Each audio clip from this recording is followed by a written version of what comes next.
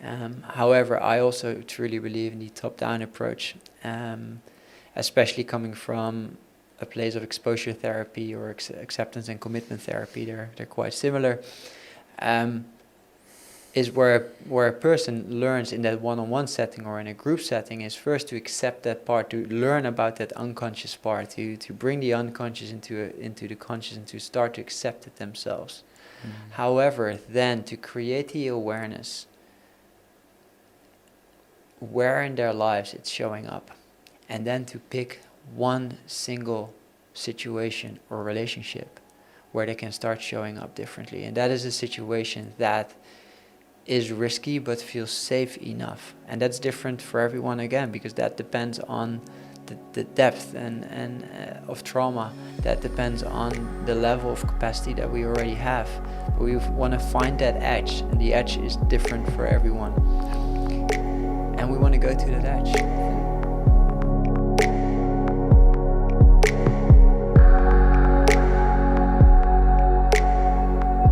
Welcome to the Heart of Man podcast, a podcast for any man seeking to live in alignment with his deepest core and lead a life of profound meaning and connection. I'm your host, Alex Lehman, and I'm here to empower you through transformative conversations, eye-opening insights, and practical wisdom. Join me now as we venture into the heart of man. Let's dive in. As I was envisioning this podcast, the one question I came to consistently ask myself is, what does it truly mean to be self-led? In the pursuit of an answer, I couldn't think of a better guest to have for the launch of this podcast than Jord Cuiper. Jord is a self-leadership coach with over 10 years of experience in the fields of entrepreneurship and coaching. With over 6 years of experience coaching more than 400 entrepreneurs and business leaders, Jord specializes in helping individuals uncover the blind spots that they can't see themselves. In the process, he helps them to take ownership and integrate these blind spots so they can step out of self-sabotage and become more self-led. On this podcast, we explored Jord's extensive journey from his earlier days as a competitive athlete to his role as a founder of a thriving startup company. This path eventually brought him to a near-fatal breakdown through emerging health challenges that led him to be hospitalized. In hindsight, he described his experience with these words: "My unconscious parts were forcing me to abandon myself in the pursuit of success." Through Jord's personal story, we take an in-depth look into the roles and motivators that often govern so many of our actions. Together, we move into a discussion of how we can bring awareness to the unconscious programs that may be guiding us. And finally, we come into an exploration of how we can move into deeper alignment with our own values and needs. Having spoken with Jord, what I really appreciate about his approach is his absolute commitment to having an honest look into what's keeping us stuck, and from there, taking ownership, learning how to live a more integrated life that's in alignment to our own intrinsic values, integrity, and authenticity. I have no doubt that this conversation will be an incredibly eye-opening one for all of you. Let's dive on in. Jord, welcome to the Heart of Man podcast. How are you doing today? I'm very well. Thank you for having me, man. I felt really excited to have this conversation with you here today. This is actually the first time we've been dropping in, and at the same time we've had a very similar friend circle for a bit of 2 years, I would say, with our mutual friend and my mentor, Edward Dangerfield. Mm-hmm. And from him, and then as well having listened to some podcasts of you before, I have heard your personal story. And with that, there was definitely a level of curiosity to go into that. And one of the things I want to just preface is that I've always been really passionate about story, folktales, myth. And what's really fascinated me about that is that to a certain degree, whilst of course they're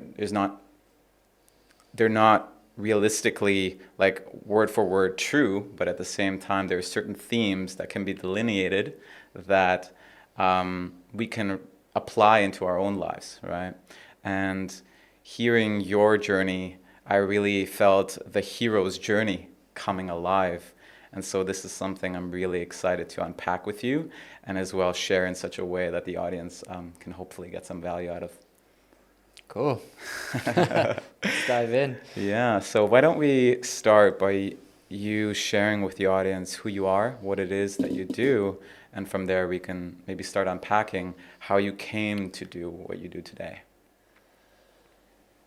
That's always such an interesting question, and I kind of hope that the host is always introducing me in a way, because I actually learn from that, because everyone is introducing me in different ways, and I'm like, yeah, that's interesting. But yeah, anyway, I'm Jord. I'm from the Netherlands. I moved to Bali 6 years ago. We probably get into that in a little bit. I'll soon be moving away from Bali. And I am a self-leadership coach. And what that means basically is that I help people see the things that they can't see themselves and take leadership for it, so that they take charge of their own growth, their own direction, and their own success in life. And yeah, I got into this 6 years ago when I moved to Bali, unintentionally, because I came from the startup world. I saw myself as an entrepreneur, and transitioning back for me, like I'm also saying transitioning back, because I saw this like, okay, hey, I'm going now to being a solopreneur. And yeah, I really needed to shed some layers in order to accept that about myself. But yeah, obviously what happened in my life, and I'm sure we dive into that. Yeah, I'd love to. Yeah, left me with a big question, and I like I said, I never had the intention to become a coach. I was just very, very curious to understand what was driving me. Right. Driving me to the extent that my ambition almost killed with my ambition, I almost killed myself. And so yeah, and then I started sharing, and people from my network started reaching out. Hey Jord, can I speak to you? And I kept hearing this from people. It's like, it feels like you're the only person I can speak to. And through my own journey and through working with people, I just got more and more curious. And that got me on this journey. And yeah, at this moment of speaking, I've coached over 400 people, 5,000 hours under my belt.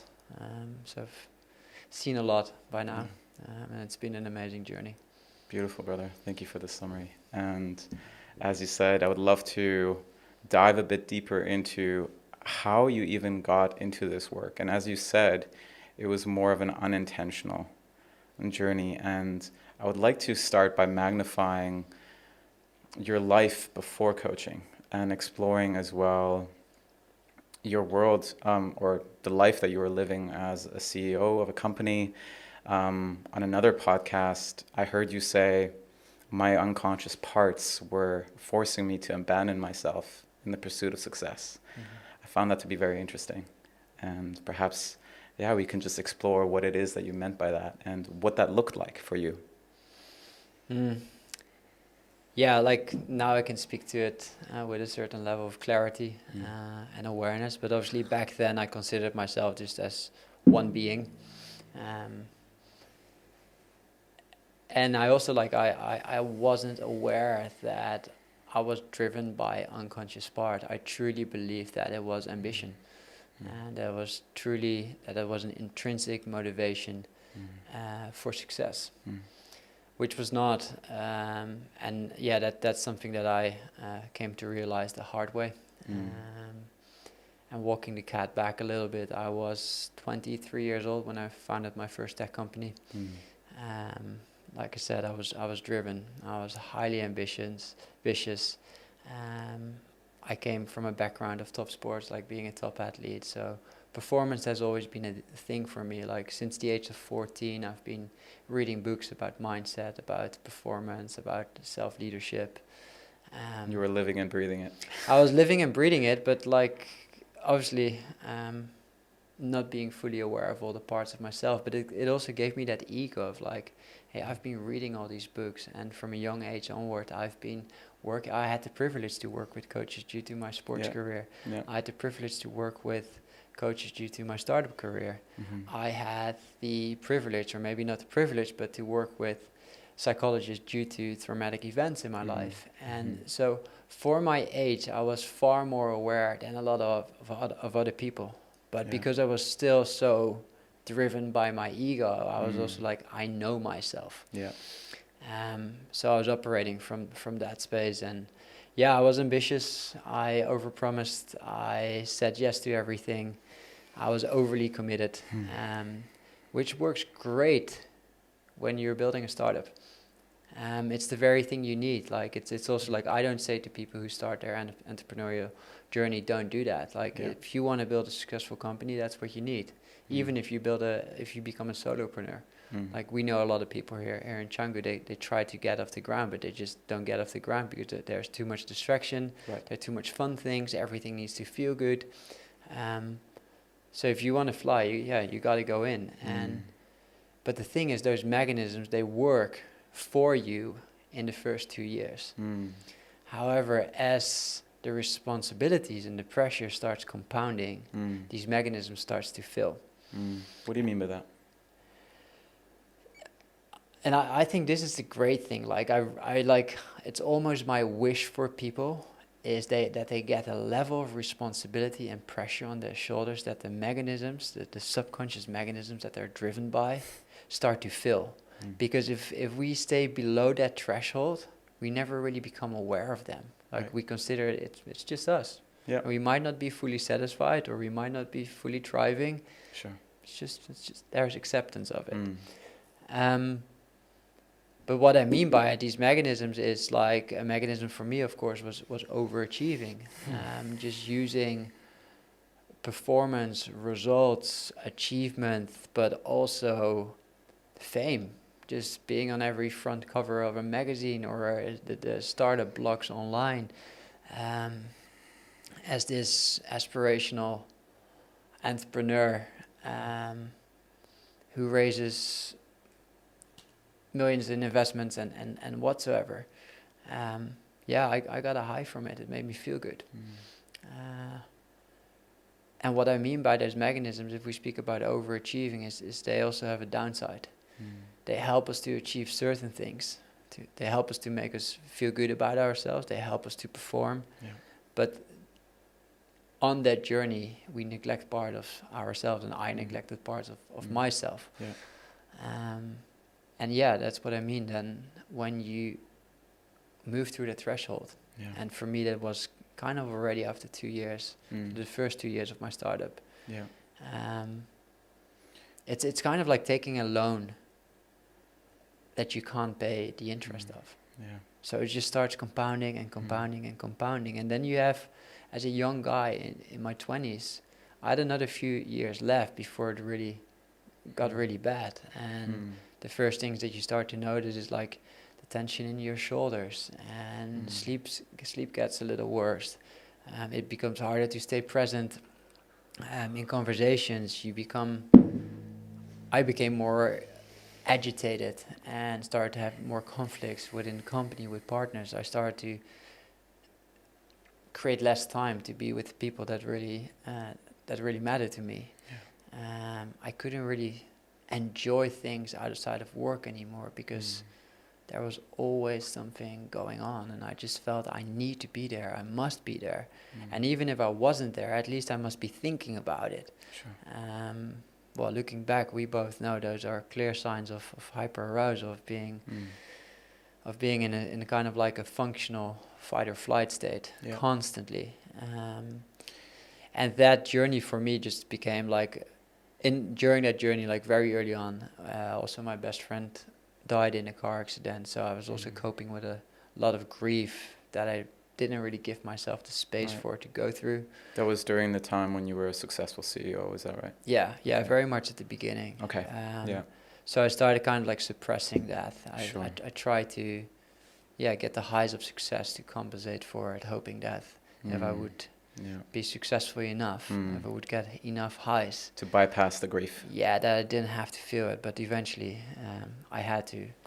And then like also at the end, and that was probably the final thing, is like in my previous relationship, I took on the responsibility to become the stepdad for Sam.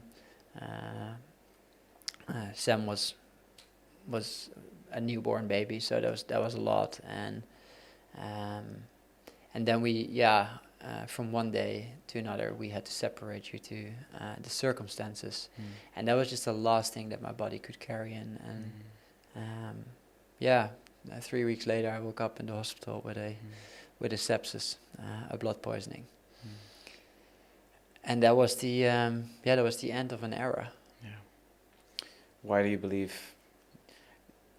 I noticed as you said that it was so clear for you that it was an end of an era, but to many people, from the way I experience them, often it is kind of like this question, how do I get back into it? Or how do I push myself through? But it sounds very clear for you that that was the end of something, of a life that you had before. I think I had those moments already. Okay. And I truly believe that life will continue to present us the lesson that we struggle to learn. Yeah. Until we're willing to accept Mm-hmm. what we need to accept. And I had my fair share of conflicts. Yeah. I had my fair share of health issues, from lung infections and whatsoever. I had my fair share of just stupid, poor decisions.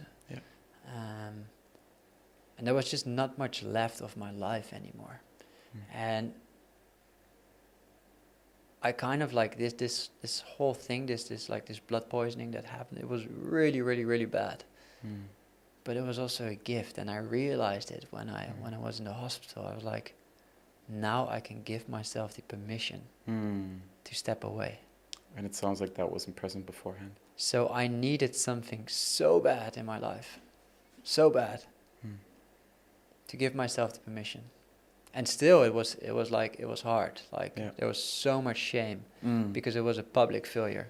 Yeah. So I knew if I step down, it will be online, it will be in the magazines, it will be talked about, and it's out there, it's forever.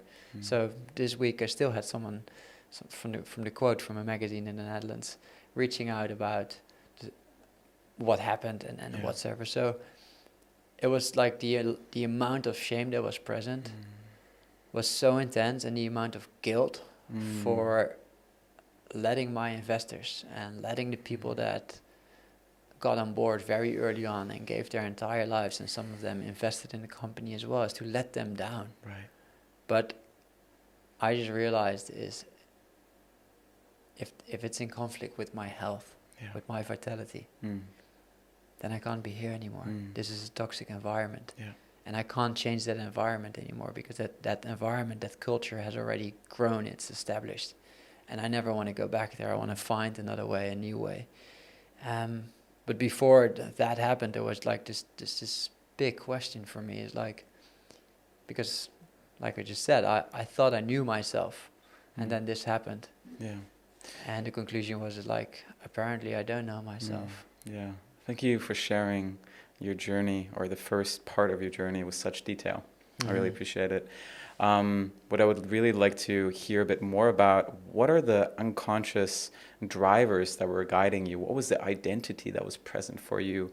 And within that, maybe you can as well offer the topic of the shadow into it. I know you as well explore this theme very quite a bit in the coaching that you do. So this could be really a valuable topic to get into, and as well see how did it show up in your life? You know, what are the drivers that you had, and what did you have to neglect in the process?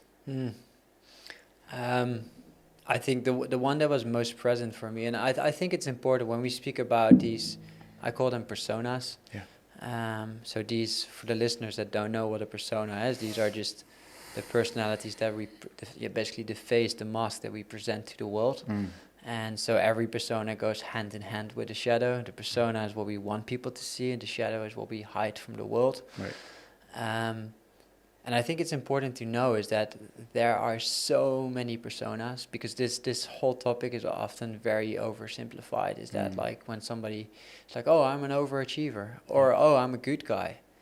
And at the same time, you can be a good guy in your relationship and an overachiever in business. Exactly. And when you shift from one company to another, it can change based on how you think you need to survive, what you need to do in order to meet your needs and to protect yourself. What was very much alive for me, which is probably pretty obvious from my story, is this image of the successful entrepreneur.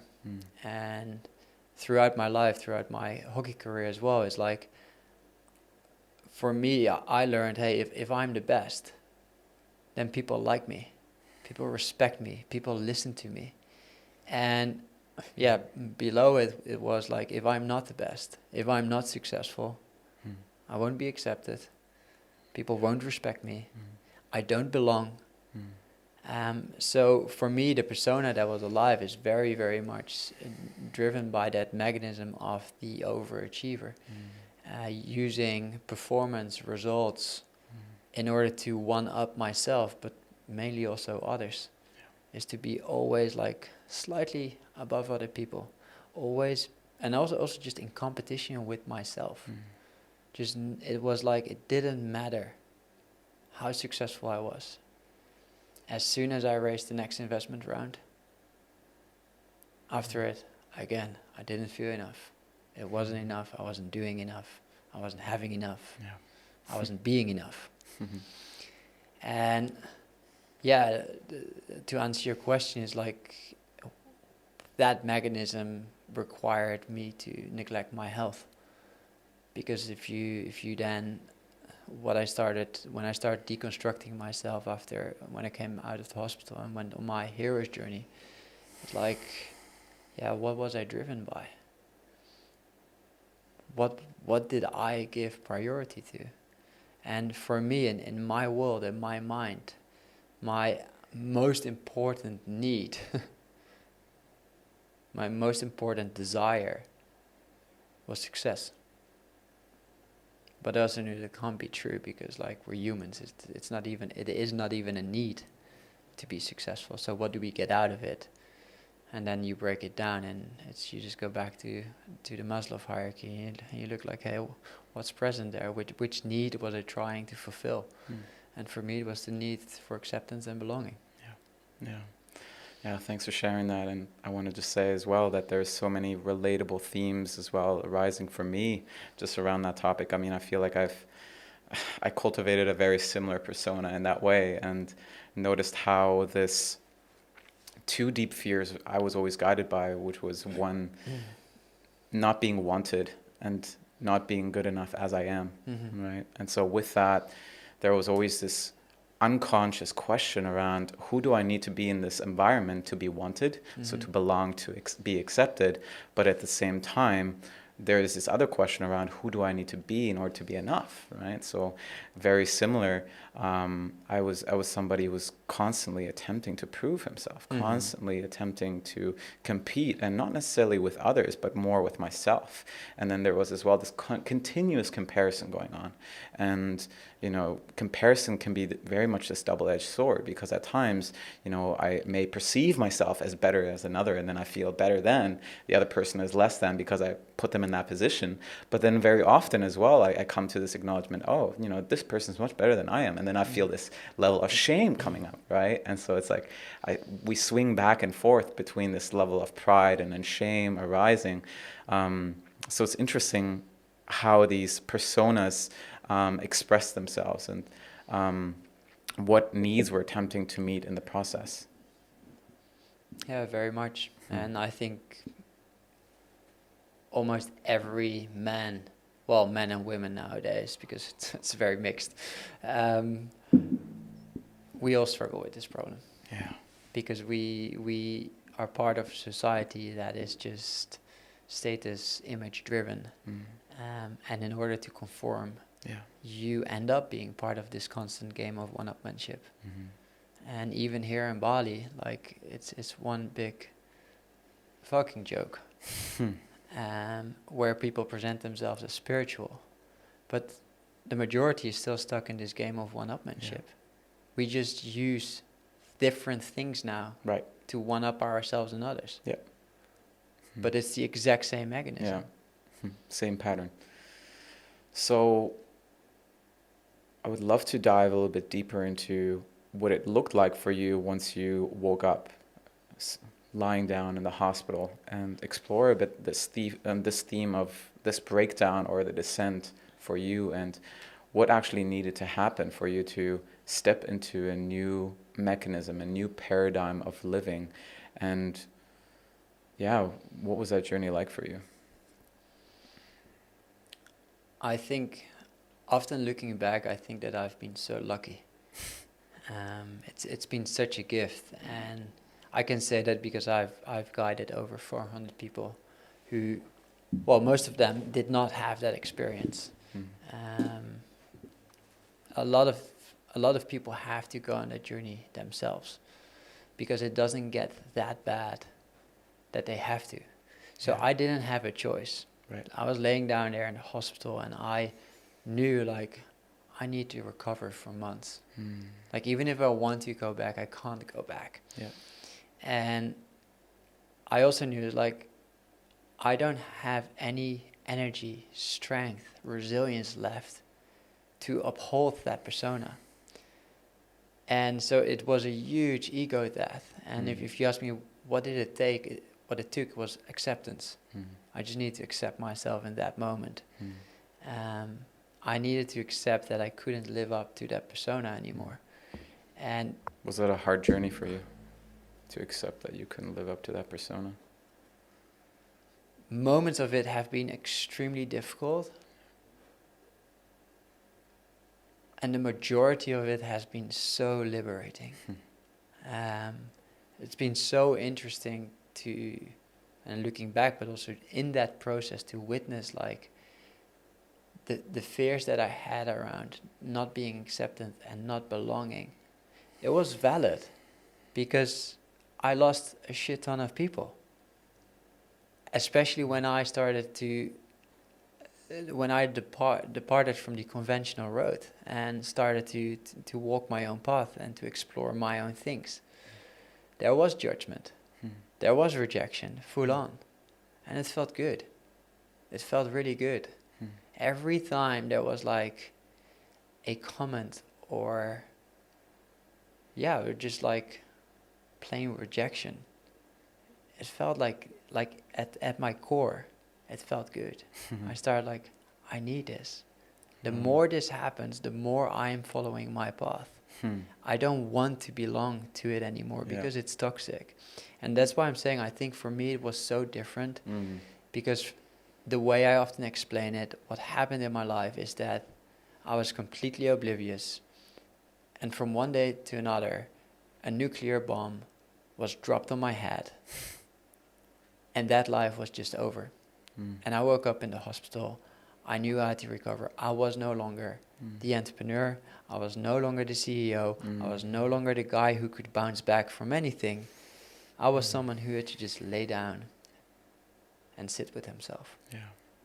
It's interesting because you spoke about acceptance, but for me, when I hear this, it feels even deeper. Like there is a level of surrender that is coming in for me, which is, it's like you have to surrender to the unfolding of this new way forwards. And I love as well that you shared, you know, some of the fears that you had, they weren't just like, you know, perceived, because that can often as well be the narrative out there, but they were actually real, right? And they're super real. Yeah, and you following a new path, it actually did lead to some of those coming true, but at the same time, it sounded like you were really willing to go through that journey, because you recognized for yourself, this is really what I need right now to feed a new way of living for myself. I think it was very clear that I never wanted to experience that level of suffering and pain again. Yeah. And one of my biggest motivators was to protect the people that care about me. So seeing my parents and seeing my friends in the hospital, and seeing, like, I remember one friend who walked into my room and he just turned around and walked away because he couldn't. Wow. It was just too much. And my parents who would come there, and seeing their pain and the worry in their eyes, I'm like, I'm never gonna do this again. It's just not worth it. And anyone who wants to be in that conformist culture, enjoy it. Like, I love every single one of them. I don't have judgment to them. I haven't escaped the matrix. I'm not against society. I love them all. Yeah. I've just decided that I don't participate in that game anymore. Yeah. And yeah, those fears were really real. Yeah. And we live. That's why it's so difficult for people to break free, because we live in this conformist culture. And there's a whole list of unspoken rules that we need to live by in order to fit in. And as soon as we step out, and this happens already in school and in uni, and it continued in our career and professional lives, and in every aspect of our lives. Yeah.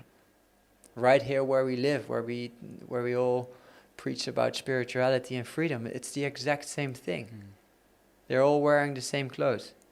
We're all putting our hand on our heart. We're all using the same words. It's all bullshit. We do it because it makes us feel safe. Yeah. Because when we do it, we know that the other people will accept us. And as long as we do it, we aren't free.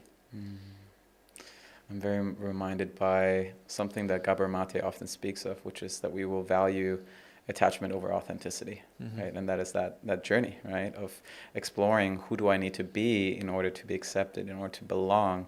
But within that, there's a great cost, right? We deny our own authenticity, right? And one of those things, it sounds like that the vitality that you neglected seemed to have become your primary value, or at least you had to learn to prioritize, or you were forced to, actually, right? Yeah. You know, and so and this is what it sounds like you started stepping into, that for you that authenticity was so much more important than the attachment. Yeah. Yeah, 100%. And yeah, the vitality, like being in that position where I couldn't do anything. I couldn't even listen to a person for longer than 10 minutes. Yeah. When people ask me, like, how did you get so aware of your boundaries, and how did you get so good at communicating them? It's because I had to. It was literally a matter of survival. Because I had so little capacity, so little vitality. I had to build it up from the ground, and it made me realize that without vitality, can't have anything in life. Yeah. Was there as well any challenges around that? Because, I mean, the way I see it is, for many men as well that I speak to, I notice that a lot of their value comes through the contribution that they bring to the world, what it is that they do. And there is this deep fear around being perceived as weak, right? So you maybe, after 10 minutes of a conversation, needing to stop it, was there any of that, discomfort? Was there shame around that? Or, what was that like? Or was it just, I have to surrender to this, like this is just what I need to go through right now? There was both. There was surrender to it, and there was the struggle of shame. Yeah. And I think, for most men, their biggest fear is that they're weak. Their biggest fear is that they're a coward. And that's why it's been such a gift to be put in that situation, because I don't walk around with that fear anymore. And the beautiful part of it is that I found my greatest strength within my weakness. Within my vulnerability. I can very much relate to that, and I'm reminded by my own journey with that last year. Actually, I came out of a relationship and very much experienced, of course, in my own unique way, like a different journey, but the themes were very much the same. I was humbled on my ass, and I was met with a part of me that felt weak. And it brought up all that shame. It brought up all the aspects of me that I'm a coward. Right? I can very much relate to that fear of feeling weak, feeling vulnerable, being a coward. And I really had to be with those aspects of me. And I want to as well acknowledge what a gift it was to go through that journey, to be humbled on my ass, to really connect that there is, like, the circumstances, the environment that I was in was so much greater than what I was able to navigate in that moment. And it was the first time where I was really, I guess, connected to my own limitations. And that is what I recognize now as a really big power, to honor and recognize one's own limitations, because only then we can really speak out our boundaries, right? I agree. So we've shared a few minutes before about how there are certain survival needs that we are being driven by. We're attempting to meet them through those personas. So I'm wondering, how can we start taking what I'm going to say a bit more ownership of those needs and find ways to meet them in a more sustainable way, where we don't have to fall into these personas, the parts of us that want to be accepted, the parts of us that want to belong, the parts of us that want to be acknowledged that we're good enough. How can we go embark on this journey of having them be met in a more sustainable way so we can live more authentically? Mm-hmm. That's a really good question, and I think it all starts with, which is quite counterintuitive to what is preached a lot when it comes to personal development and spirituality, and like everything is focused on feeling good. But it starts with paying attention where we don't feel so good in our lives. And it's John Wyland who mentioned that beautifully, and I use that a lot in my program as well, is to find where life is begging us to drop in more. I love that. And it's so powerful to find and to really listen to the truth that is burning at your core. And maybe to put that into simpler terms is to really start paying attention and say, where do I feel contraction in my life? Where do I notice resistance? Where am I trying so hard? Where am I repeating the same thing over and over again, but I don't get the experience that I expect to receive from it? And the problem is, and I don't even focus with my work, for example, on people who are not in pain. I think people need to reach a certain level of pain, of discomfort, of frustration in their lives in order to start doing this work. Yeah. As long as we're comfortable enough, we're not willing to look at it. So why, if life is still pretty comfortable, why would we lean into something that feels so uncomfortable? Sure. And one great example of one of my clients who worked for one of the big, if not the biggest tech company in the world, and he sacrificed his last 15 years of his life to get to a certain position within that company. And then he arrived. And he didn't get the result that he thought it would give to him. And that is the moment where it's like, wow, it's the arrival fallacy. It's telling yourself, if I do this, if I arrive there, things will be different. And sometimes we need to arrive over and over again at that point. And so we arrive, we don't get what we hope to receive. Then we set out on the next journey. We arrive, we don't get what we hope to receive. Until we're like, okay, hey, I've been repeating this over and over again. Maybe there's something wrong. And that's when we start to feel stuck and unclear, indecisive, unable to break free. We don't have as much motivation anymore because we know, okay, hey, we can do the same thing again. We're going to get the same result. And that's when we can start the process of compassionate inquiry to start to question. It's like, hey, same with me. It's like that success. Like success is not a need. So what is the deeper need that someone is trying to fulfill?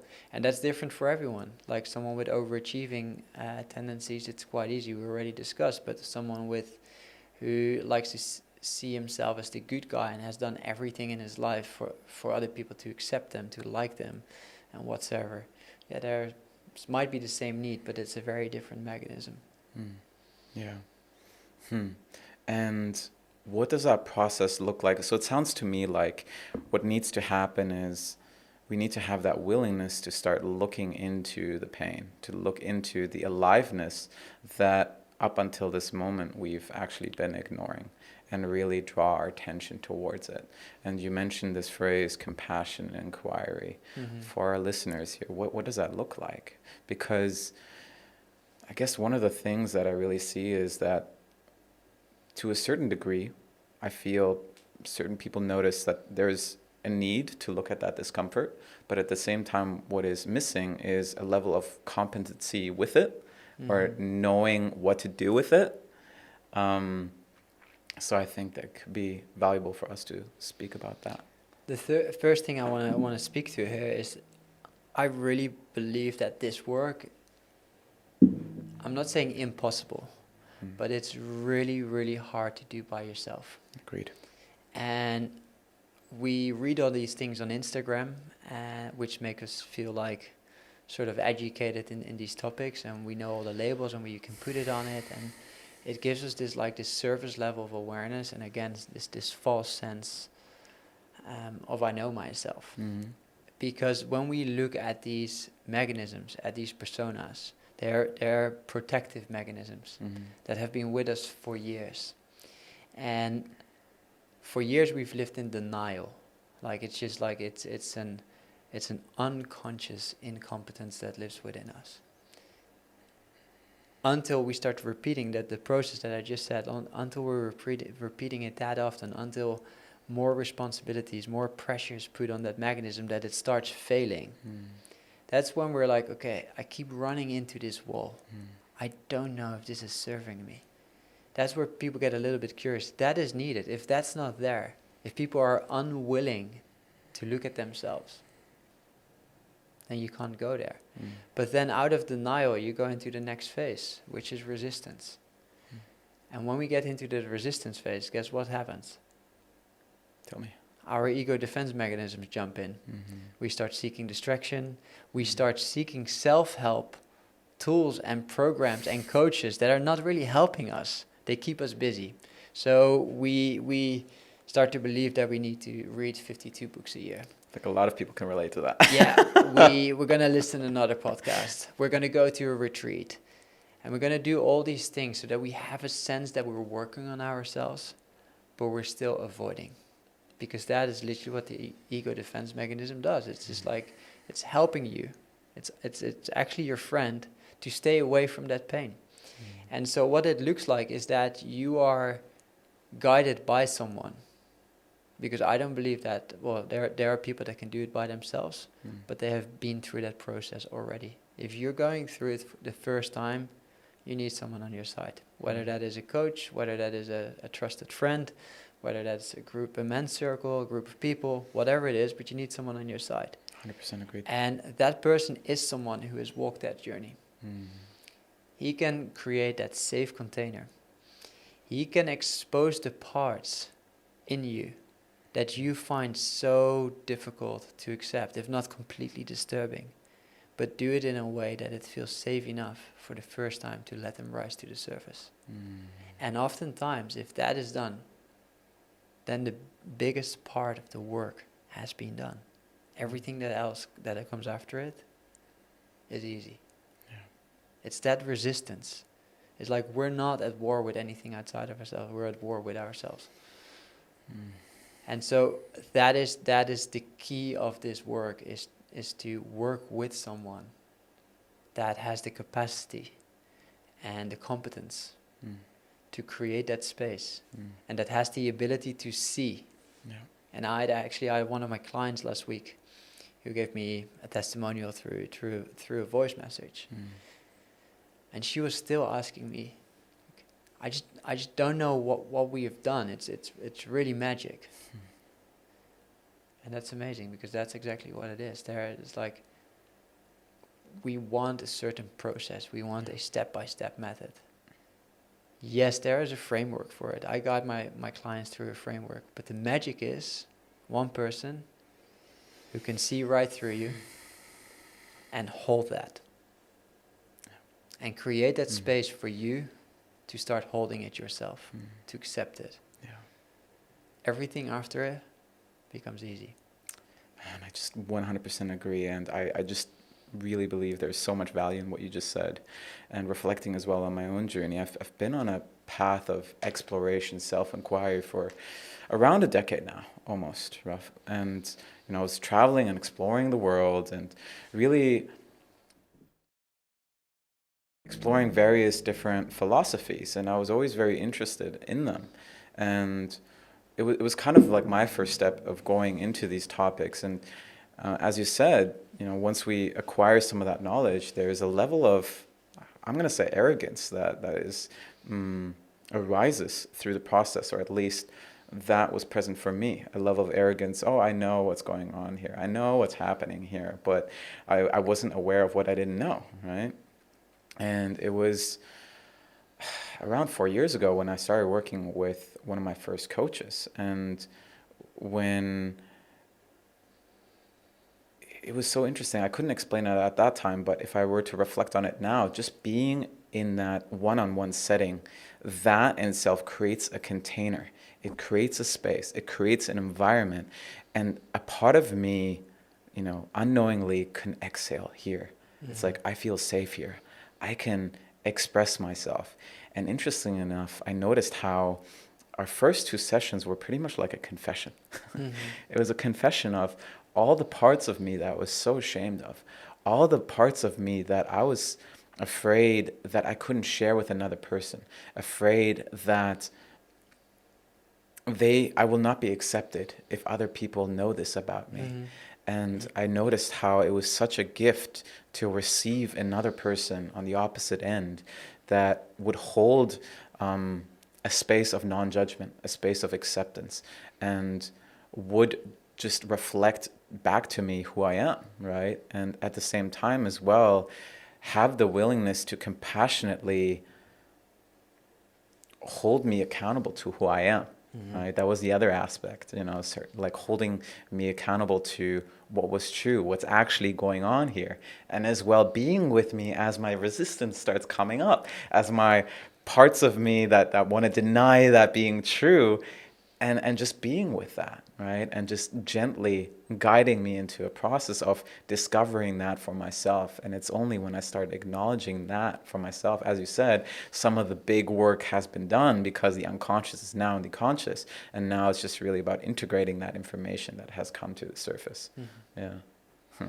Yeah, then the question comes, who am I if I'm not the person who I've taken myself to be? Right, so and that's probably one of the most scary questions. It is. Well, it's a very interesting question if you're sitting with yourself. It becomes scary when you step into the world and you don't know who you are anymore.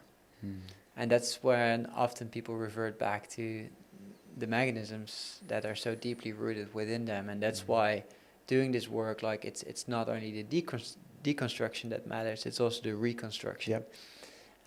Is learning who you are, is learning what you stand for, is truly planting your flag in the ground and understanding your values, understanding the principles that support you to live in alignment with these values. And then, step by step, relationship by relationship is practicing being that person. And oftentimes the beginning is just developing the capacity to not revert back to the old mechanisms without knowing who you are. So you may go from a very social, bubbly person to the one who's actually observing the room before you can step into your new personality. And what would you say to someone who is in that process around not knowing who they are, and they are in this direct stage where there is this discomfort and this fear around, oh my God, I don't know who I am in the world. I don't know where I stand. I don't know where to go. I don't know what to do. It's a very confronting place to be. I don't believe that it actually exists, that you don't know who you are. You already know. It's just surrendering to it and developing the capacity to stay with the discomfort. And as soon as we move through that, like our authentic nature is ready to come out if we let it. So it is have patience. But especially develop the capacity, the nervous system capacity, to be able to move through discomfort that comes up. Can we speak a bit more about that? Having this nervous system capacity to withhold going into old coping mechanisms. Yeah, what do you want to know about it? Well, that's the essential practice, right? Because it is the coping mechanisms that are actually there to support us to not feel what's underneath that, right? The fear of rejection, the fear of loss, the fear of being alone, right? But it's like cultivating that resilience within oneself, to actually be with that discomfort, to hold that discomfort, so we don't revert back to those practices and actually find a path that is a bit more authentic? Yeah. Yeah, there are obviously there are multiple ways to work on the nervous system. Bottom up. One of the practices is the one that you're practicing and exploring through breath, a very powerful one. And yet it can miss the essence of it, because it requires people to come back to a weekly circle or to a session to breathe, and then they go out in the world, and as soon as their core wound is triggered, they revert back because they haven't developed the awareness nor the skills, the capacity in that moment to stay with their fears, to stay with the discomfort. And I don't believe in black and white scenarios, that one thing is right and the other is wrong. Yep. I think they're both very, very necessary. So we need bottom-up healing, and whether that is through somatic therapy, whether that's through breath work, whether that is through doing a yin yoga practice every day, whatever works for you, that's an exploration. However, I also truly believe in the top-down approach, especially coming from a place of exposure therapy or acceptance and commitment therapy. They're quite similar. Is where a person learns in that one-on-one setting or in a group setting is first to accept that part, to learn about that unconscious part, to bring the unconscious into the conscious and to start to accept it themselves. However, then to create the awareness where in their lives it's showing up, and then to pick one single situation or relationship where they can start showing up differently. And that is a situation that is risky but feels safe enough. And that's different for everyone again, because that depends on the depth and of trauma. That depends on the level of capacity that we already have. But we want to find that edge, and the edge is different for everyone. And we want to go to that edge. Because then we expose ourselves to the risk. And then we stay with everything that's coming up. And because we don't place ourselves in a situation that's too risky, because if we do that, boom, we go back in old patterns and we reinforce that pattern again. Like, you see, I can't do this. So it's finding that subtle step forward that creates a positive experience. Then you do it again and again until it becomes normal. And suddenly a client comes back and says, I was in a situation and suddenly I just spoke my truth. Or suddenly I just set a boundary, or I did this or I did that. And they're surprised, and it's like this conscious effort of constantly exploring and pushing that edge until they start discharging the energy, because it's no longer needed. And that is something that's very similar that happens in breath work, which can be done through top down, and which I have experienced is essential, is to guide people to the very place they fear going. Yeah, there's so much gold in what you just said, and I'm reminded as well by one of the terms that a friend and mentor, Rick Smith, has found, which is exploring our tender edge. And the tender edge is, that place where one foot is in safety, where we're in the realm of the known, whereas one foot is out of our discomfort. It is out of safety, and we're exploring right at the edge, like right at the tip of the edge. And that is the place where we can actually explore a level of exposure to the thing that it is that we're resisting, whilst it is the environment where we can actually cultivate a level of capacity and growth to that, right? And I, as well, really appreciated you speaking to the importance of recognizing everybody has a different edge. And so to discover for yourself and hold that compassionately, hold that lovingly, and understand that for yourself. And whilst having that commitment as well at the same time to explore, what is that edge that I can explore today, and really picking as well one area. Yeah, and even more interesting for people that are seeking professional help is seek a coach who has the capacity to see what your edge is. Because there are a lot of coaches that are blinded by their own insecurities. They're driven by their own insecurity. And if they would actually push you to your edge, they will feel incompetent because they want to push you to their edge. They want to get you to a certain level because it needs to be big, it needs to be massive, it needs to be transformational. Not understanding that the most transformational thing can be in what I call a big baby step. A big baby step can be far more transformational than a huge leap forward that just catapults people back. Yeah. And so when working with a coach, it's like truly like, hey, is this person trauma informed? Yeah. And not like a trauma informed certificate that you can get in 2 weeks. Like truly, how much experience has this guy or this woman? And why that is important is because for 2 reasons. There are certain people that like their tender edge might be a big baby step. However, there are other people, if we're in the realm of overachievers that I work with a lot, I actually need to hold them back from not jumping too far because they want to take big leaps all the time. Yep. And I'm like, that sounds amazing, but how about we start with this? And it's really difficult for them as well. And it's also difficult for me because I want to take big leaps. I'm also getting excited if I speak with it. I'm like, oh, if I get them to do that, that will look really good on me. But that's not what I'm here for. So I'm not here for me. I'm here for their evolution. I really appreciate you sharing that, and as well, just sharing how in that interaction our own projections can come alive, and there may be this desire as well to validate ourselves as coaches and to really work with somebody who has your own best interest in mind at all times, right? And speaking as well into, I guess, a little bit more deeply into the pattern of overachieving, like, which I can very much relate to. One of the most tender things for me was taking smaller steps and really sitting with the discomfort that arises by not taking a bigger step because it isn't as validating to me, right?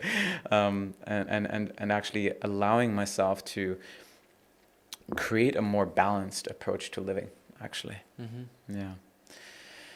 All right. Well, I feel like we really explored a lot here, and I know that you speak a lot about leadership, and this is one of the topics I really want to segue into. And I know that there are certain words that you speak of a lot: integrity, authenticity, humility, responsibility. Perhaps you can speak a little bit more about leadership and what you see as important for people who want to step into this position of being more self-led. Yeah, what is it to be self-led? Maybe you can answer that question beforehand. For me, what it really means is that one is aware of who they are, what they stand for, what they value, and that they have the skills, the competence to chart their own path, to take charge of their own growth, of their direction in life, their success in life, and so to be free from all the unspoken rules of our conformist culture, to be free from the emotions that arise when we do things that are unpopular, when we do things that we know are right but that are maybe judged by others. So that allow us to really chart our own path to the top of our mountain. And what is needed for that, like you just mentioned, my most important value that I'm driven by, like I have vitality at the bottom because that is just like, that is the engine, that's the keel of my sailboat that keeps me upright. But then comes integrity. What is integrity? To me, it means to adhere to what I know is right and true. And first of all, it requires me to be connected to myself. It requires that entire process of deconstruction of who am I not. To then figure out is who am I and what do I stand for. And that is a process that takes years and years to develop. And it's ongoing. It's a life journey. I'm still in that process, but I'm much farther ahead than I was years ago. And I do have a deep sense of a knowing of who I am and what I stand for and what I value. And yeah, I do have the capacity now to live from that place. And that's what it means for me to be self-led. And it often requires us is, because now again, like I just mentioned at the beginning of the podcast, is that this is going to be the last podcast here in Bali. Yep. And this is one of those moments again, is like I'm really comfortable here in Bali. And already for a year, I just feel in my body, it's not my place. And to be self-led is to be in tune, is to listen to the truth that burns at your core. And then to accept, for me in this case, that my time here is over. And again, to make a big leap and just to go where you haven't been. Yeah. It's important, right? Because at times we may not like where impulse wants to take us. And a part of us wants to stay maybe in the comfort zone. Maybe it feels more comfortable or more safe to stay in Bali. But then there's an aliveness inside of you that says, this is not my place, right? Yeah. Yeah, and I again, like also with a lot of my clients, is like the examples of having the almost perfect job at a corporate. And every day you go there, you just feel, and that feeling just starts to grow, that something is missing, that something isn't right, that you are not in the environment that allows you to fully step into who you are, to thrive. And you can ignore that. And that's what it means to not be self-led, because then you're led by other things.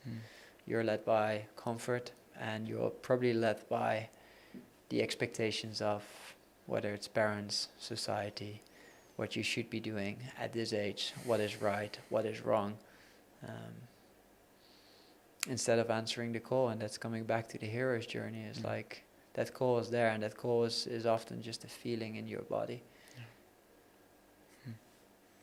One of the values that you as well speak of, which I personally see is not so popularized in our culture, is humility. And I want to, maybe you can share a few words on the value of humility and why it's actually so important and so essential.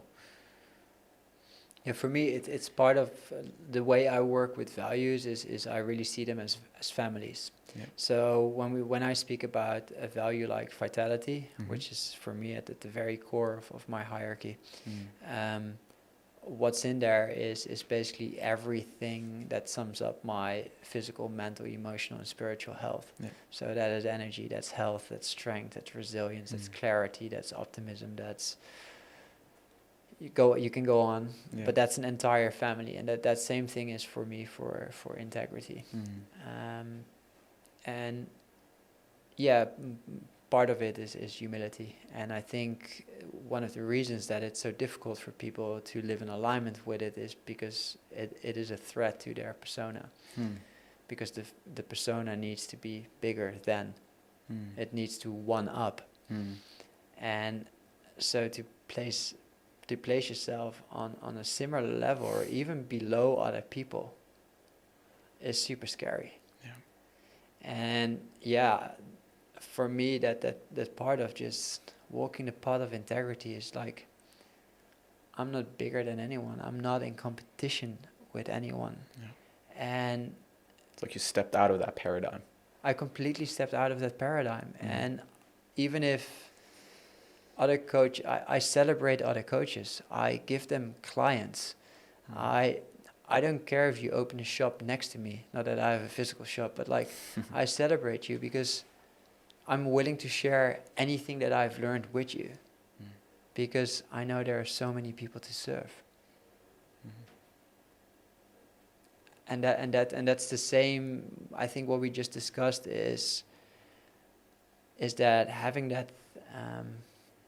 Having the capacity when you coach people is to place yourself on a similar level or even below them.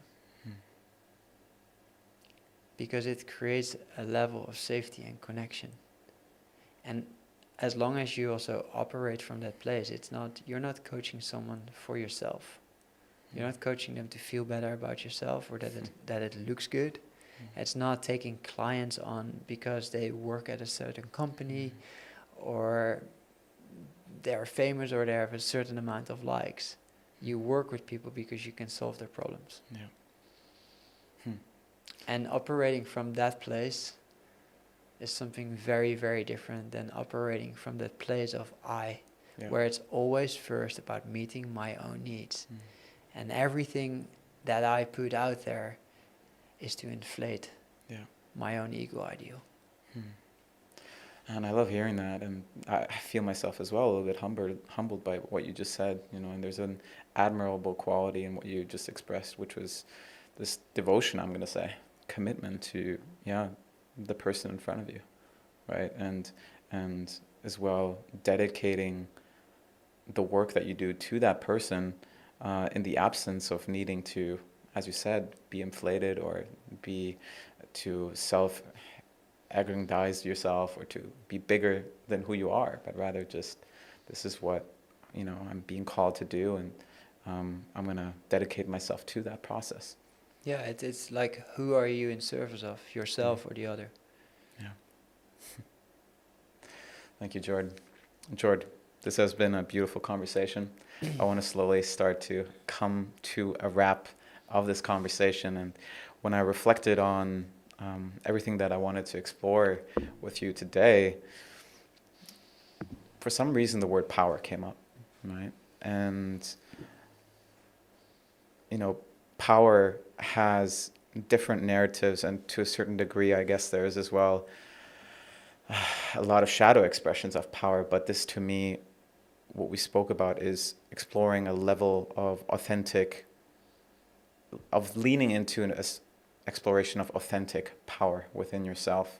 And I would just love to hear from you what it means, what power means to you, and what it means to live from that place. I think it comes back to being self-led again. Hmm. So as long as we are governed by other things, expectations, rules, whether written rules or unwritten rules, unconscious programming within ourselves, then we're not in power. And I can't even say that I'm fully in my power. I'm as powerful as I can be right now. Right. But that to me is what power means. It's I am in charge of my own growth, of the direction of my life, of the success that I create. And I am not governed by things outside of myself. I am not distracted and controlled by whether it's social media. Like, I'm in control of my words, of my actions, of my thoughts, of my beliefs. And that's what it means for me to be powerful. Beautiful, brother. I would love to take a few moments just for you to share anything that you may be offering in this moment. Anything that you want to maybe point our listeners to, maybe as well where they can find you. The best place to find me is either on LinkedIn. If you type in my name, Jord Cuiper, JordCuiper. Same on Instagram. That's where I share a lot of my thoughts, ideas, insights. And at the moment, my only available offering is my group program. In July, the next cohort will start, which is a small group for 8 people. It's called From the Core. And it is, it's an initiation into becoming the man or woman that you're capable of being by truly looking at the areas in your life where you're sabotaging yourself, where you're holding yourself back, and to reclaim that power and that we just discussed about, to take charge of your growth, of your direction, and of success in life. And to to transition from from the ego to the heart. Beautiful. Yeah, so for all the listeners who may be interested in that journey or exploring that with Jord, feel free as well to contact him on the links that he has presented. I'll as well make sure to put those in the show notes. Thank you. I want to just conclude this conversation by expressing my appreciation for you.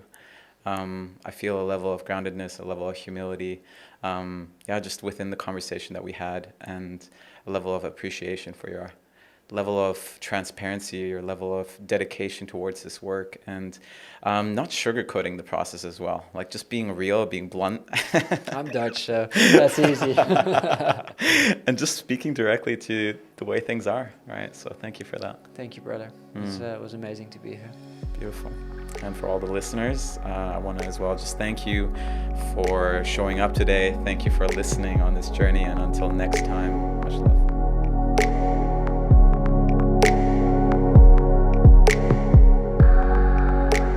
Thank you for listening to this episode. Your time and attention is truly appreciated. If you enjoyed the show, make sure to subscribe to stay tuned for my upcoming episodes. And in case you know somebody who would find this episode helpful, I encourage you to pay it forward. Finally, if you've personally been receiving value from the show, one way you're able to support this podcast is by leaving a 5-star rating and a written review on Apple Podcasts or Spotify. Not only does this help more people find the show, but it also supports me in bringing more incredible guests on for the future. I'm your host, Alex Lehman, and until next time, signing off.